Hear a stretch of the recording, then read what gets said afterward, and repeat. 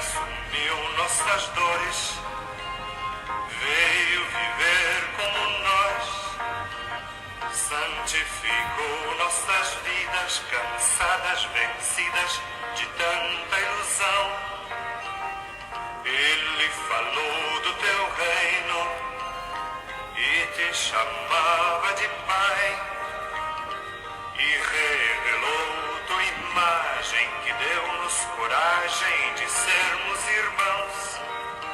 Ousamos chamar-te de Pai, ousamos chamar-te Senhor. Jesus nos mostrou que tu sentes e ficas presente onde mora o amor. Jesus nos mostrou que tu sentes e ficas presente onde mora o amor. Pai nosso que estás no céu, Pai nosso que estás aqui, Pai nosso que estás no céu, Pai nosso que estás aqui.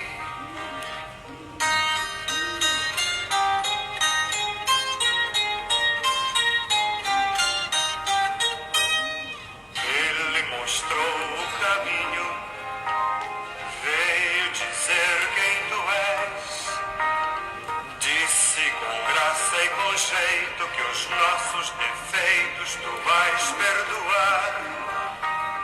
Disse que a vida que deste queres com juros ganhar. Cuidas de cada cabelo que vamos perdendo sem mesmo notar. Ousamos chamar-te de Pai, ousamos chamar-te Senhor. Jesus nos mostrou que tu sentes e ficas presente onde mora o amor.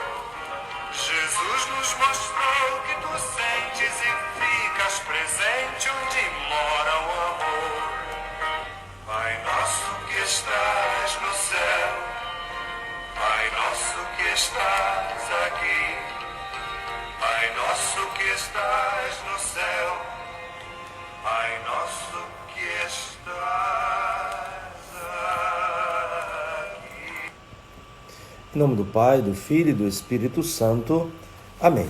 Então iniciemos esta nossa reflexão neste dia, rezando juntamente com a igreja, e por isso dizemos: ó Deus, força daqueles que esperam em vós, sede favorável ao nosso apelo. E como nada podemos em nossa fraqueza, dai-nos sempre o socorro da vossa graça, para que possamos querer e agir conforme vossa vontade, seguindo os vossos mandamentos. Por nosso Senhor Jesus Cristo, vosso Filho, na unidade do Espírito Santo. Amém. Pois bem, então nós continuamos hoje a leitura do Evangelho de São Mateus, no capítulo 6, do versículo 7 ao versículo 15. Ontem nós ouvíamos, Jesus ensinando sobre aquelas 3 práticas fundamentais que devem se tornar sempre mais atitudes. A esmola, que é essa solidariedade efetiva, a verdadeira caridade. Depois Jesus falava da oração e do jejum. E hoje nós retomamos, no ensinamento de Jesus, sobre a oração. Jesus dizia: a atitude fundamental para rezar é falar com Deus e não simplesmente mostrar às pessoas que estamos fazendo isso. E se fazemos isso, naturalmente tiramos do foco Deus e nos colocamos no centro. E aí Jesus ensina, como diz São Mateus, aos seus discípulos: quando orardes, não useis muitas palavras como fazem os pagãos. Eles pensam que serão ouvidos por força das muitas palavras. Então, nessa breve introdução que Jesus faz, antes de ensinar a oração do Pai Nosso, ele está aqui nos chamando a atenção de novo para atitudes e não apenas para práticas, e muito menos Jesus vai ensinar uma simples fórmula. mas a partir dessas palavras que nós chamamos a oração do Senhor, a oração do Pai Nosso, ele vai nos ensinar as atitudes que nós devemos ter para que de fato a nossa oração tenha sentido. Por isso que é possível também traduzir, não useis muitas palavras, né, porque no grego é uma palavra só, né, que pode ser traduzido justamente, não repitais palavras sem sentido. Uma palavra só para dizer tudo isso, né? E a nossa tradução é não useis muitas palavras, mas não useis muitas palavras sem sentido, vazias, repetições vãs. E, portanto, o que é que Jesus quer dizer com isso, né? Vã tem a ver com vaidade. E nós já ouvimos, né, ontem Jesus falando dessa tentação vaidosa que pode tomar conta do coração das pessoas que se iludem que estão sendo autênticas na sua prática de caridade, na sua vida de oração e também de compromisso de autodomínio para crescimento. Então, se for a vaidade, então encher-se de si e, portanto, encher-se de si é ficar vazio, né? Porque nós não somos nada. Nós devemos nos encher de valores, nós devemos nos encher da presença de Deus, mas nós mesmos não somos suficientes, né, para nos enchermos, porque, de fato, nós somos pó, não somos nada. E, portanto, Jesus está insistindo nisso. Não repitais palavras sem sentido, ou seja, palavras vãs, vazias. E o que é que torna a palavra vazia? É justamente a falta da coerência. Então, se eu digo algo e isso que eu digo não expressa uma realidade, então isso é vazio. E também uma outra conotação da palavra vaidade na Bíblia é coisa passageira, isto é, fugaz, é sem consistência. E aí a gente poderia dizer que a oração, e a oração que Jesus ensina, por isso que ele diz, e não devemos fazer como os pagãos, eles pensam que serão ouvidos por força das muitas palavras. Então aqui nós podemos compreender que Jesus está dizendo que as nossas palavras ditas na oração, elas não podem ter como finalidade convencer Deus de alguma coisa. Não sejais como eles, pois vosso Pai sabe do que precisais muito antes do que o peçais. Então, nós não podemos cair nessa tentação, né, de pensar que vamos convencer Deus de alguma coisa por causa de nossas palavras. De forma nenhuma. Aí alguém poderia perguntar, então por que rezar?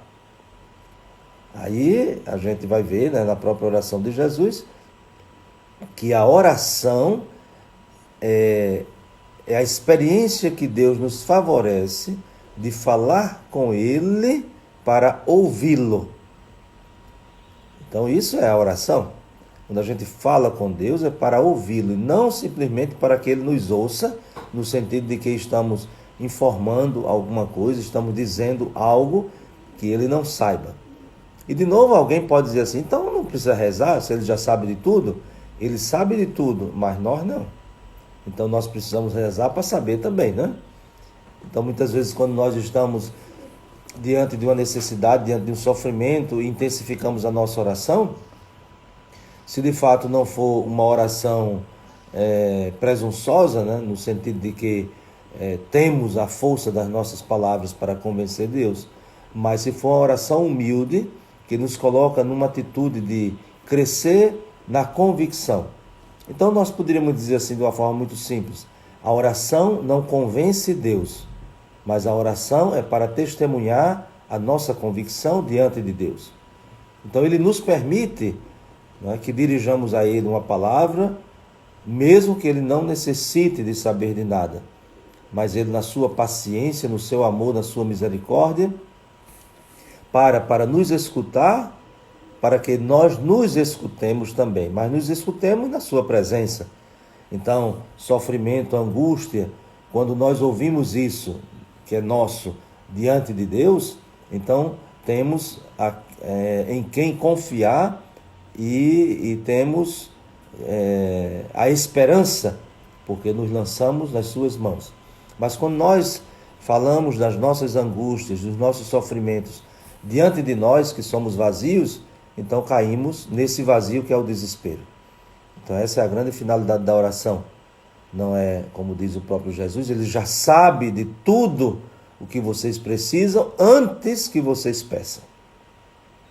Então, a atitude de humildade, não de alguém que pensa que vai acrescentar algo em Deus, alguma informação que vai dizer para ele, mas pelo contrário, você vai tomar consciência mais profunda até mesmo daquilo que você está dizendo. Isso a gente tem a experiência, a nossa experiência do dia a dia. Às vezes a gente está com um problema, está com uma dificuldade e fica pensando, né, dentro da cabeça da gente, remoendo aquilo, e às vezes entra num círculo fechado que não pode ter, né, não tem uma saída. E aí às vezes a gente conversa com um amigo, com uma pessoa, as mesmas coisas que a gente tem na cabeça, mas à medida que a gente fala para o outro, parece que vai desatando os nós, né? Isso é uma experiência muito, muito comum. Você pensou a mesma coisa, você refletiu a mesma coisa, mas não mudou nada. Ficou no círculo fechado. Mas à medida que você diz ao outro, você está se dizendo também, né? Está dizendo a si mesmo, e isso é muito libertador. Então imagine isso na relação com Deus, né? Então, como dizíamos, Deus não precisa saber de nada, porque Ele sabe tudo, é o onisciente, mas à medida que Ele nos permite de falar com Ele, Ele nos ajuda a ouvir aquilo que nós estamos dizendo, e que, ouvindo isso, pode ser o caminho até mesmo para superar, solucionar, assumir, enfrentar, enfim, tudo aquilo que pode nos fazer sair dessa prisão. E aí o que é que Jesus nos ensina? Ele diz, vós deveis rezar assim. E naturalmente esse assim não diz respeito apenas à fórmula, mas ao modo de rezar, né? Nós poderíamos traduzir assim, vós deveis rezar desta maneira, e não só vós deveis rezar com estas palavras, né? Mas desta maneira. E qual é a maneira, a atitude que Jesus ensina? A primeira, que a gente poderia dizer fundamental, atitude é reconhecer que nós não estamos sozinhos no mundo e, portanto, não devemos cair na vaidade, na presunção de uma espécie de só eu preciso, só eu sou assim, só eu, né? Porque ele nos ensina a chamar Deus de nosso Pai, né? Então, Pai Nosso, porque implica que somos mais, né? Não somos apenas pessoas isoladas e sozinhas, mas vivemos nesse desafio da fraternidade. E nós diríamos, né, como geralmente a gente escuta, são 3 afirmações, né, para reconhecer de fato que não somos sozinhos, não somos exclusivos e que Ele é um Pai com muitos filhos e filhas. Quando nós o chamamos assim, Pai Nosso, quando nós pedimos o pão nosso e quando nós falamos do perdão, que também é um perdão que não é só de uma pessoa, mas as nossas faltas. E é muito interessante que Jesus retoma esse tema do perdão, vamos dizer, na conclusão do Evangelho de hoje, dizendo que assim como nós perdoamos, né, Deus nos perdoa, e de fato, se vós perdoardes aos homens as faltas que eles cometeram, então vosso Pai também perdoará. Se não perdoardes aos homens, vosso Pai também não perdoará as faltas que vós cometestes. Então veja esse compromisso da oração. Por isso que a gente dizia que a oração não é para convencer Deus, mas a oração deve testemunhar a nossa convicção e também, de forma dinâmica, deve nos ajudar a crescer nessa convicção. E nós só crescemos na convicção à medida que nós colocamos em prática. Então, por exemplo, você recebe uma aula teórica, né, de alguma coisa, né? Você pode assimilar bem aquela teoria, mas você só vai crescer na convicção à medida que você coloca em prática. Às vezes você fica ali olhando, né, a receita para fazer, a receita para se orientar, mas depois que na prática, né, você aplica, né, aquela teoria, então não vai precisar nem mais ficar olhando, né, porque você já assimilou e ali a prática vai lhe dando cada vez mais convicção. Então a mesma coisa, nós pedimos na oração, pedimos o perdão como damos o perdão. É muito interessante como diz, perdoa as nossas ofensas assim como nós perdoamos. Então essa relação bem estreita que Jesus coloca, até mesmo para a gente reconhecer o valor que tem o perdão. Como é que a gente vai fazer a experiência de pedir o perdão, de ter essa convicção de que Deus nos perdoa, se nós não criamos também a convicção de que dar o perdão ao outro é algo fundamental, é algo importante também para a vida dele. Então, que rezando esta oração, cresçamos na humildade de saber que nós não temos poder de convencer Deus de nada. Então, a humildade. Depois, cresçamos na convicção, né, daquilo que nós estamos dizendo e, portanto, com as implicações práticas, né, de viver aquilo que nós estamos dizendo. E, por fim, aprendamos, né, com esta oração a rezar. Atitudes, não só palavras. Então, essas atitudes que nos ajudam a reconhecer essa fraternidade universal que devemos viver, né, todos os seres humanos como irmãos e irmãs, e também reconhecer essa universalidade da paternidade de Deus, né? Porque às vezes alguns gostariam que Deus fosse somente pai dele, né? Mas é impossível, né? Ele é de fato só pai, né, pela própria natureza do seu Filho único. Porém, o seu Filho único nos fez todos irmãos e irmãs e justamente filhos do seu Pai, e por isso nos ensinou esta oração. Então desejo a todos vocês um bom dia, com as graças de Deus, as bênçãos desse Pai que é nosso, desse Pai que nos dá o pão que nós necessitamos e que nos perdoa assim como nós perdoamos. E que desça sobre vós a bênção de Deus Todo-Poderoso, Pai, Filho e Espírito Santo. Amém. Um bom dia para todos e até amanhã, se Deus quiser.